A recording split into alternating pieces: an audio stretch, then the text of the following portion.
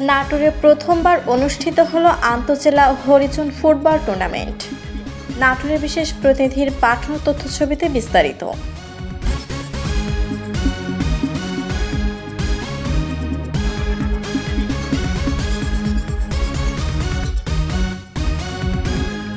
নাটোরে প্রথমবারের মতো অনুষ্ঠিত হয়ে গেল আন্তঃজেলা হরিজন ফুটবল টুর্নামেন্ট 2024। শুক্রবার 5 জুলাই শঙ্কর গোবিন্দ চৌধুরী স্টেডিয়ামে দিনব্যাপী এই টুর্নামেন্টের উদ্বোধন করেন জেলা প্রশাসক আবু নাসের ভূঁইয়া। জেলা প্রশাসক ও জেলা ক্রীড়া সংস্থার যৌথ আয়োজনের টুর্নামেন্টে 8 জেলা নাটোর, রাজশাহী, রংপুর, মাদারীপুর, বরিশাল, রাজবাড়ী, বগুড়া ও নওগাঁর হরিজন সম্প্রদায়ের দল অংশ নেয়। আন্তঃজেলা হরিজন ফুটবল টুর্নামেন্টের ফাইনাল খেলায় 1-0 গোলে বগুড়া হরিজন ক্লাবকে হারিয়ে জয়লাভ করে নাটোর হরিজন ক্লাব।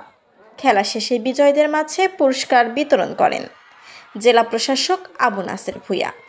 এ সময় অন্যান্যদের মধ্যে আরও উপস্থিত ছিলেন পৌর মেয়র উমা চৌধুরী জলি, সাবেক জাতীয় ফুটবলার ও জেলা ফুটবল অ্যাসোসিয়েশন সভাপতি সোহেল রেজা, জেলা ক্রীড়া সংস্থার ভারপ্রাপ্ত সাধারণ সম্পাদক ফরহাদ হোসেন, কাউন্সিলর কোহিনুর বেগম পান্না, বাংলাদেশ হরিজন ঐক্য পরিষদের সভাপতি লক্ষণ হারি, সাধারণ সম্পাদক সবুজ হারি সহ 8টি জেলার প্রধানগণ উপস্থিত ছিলেন।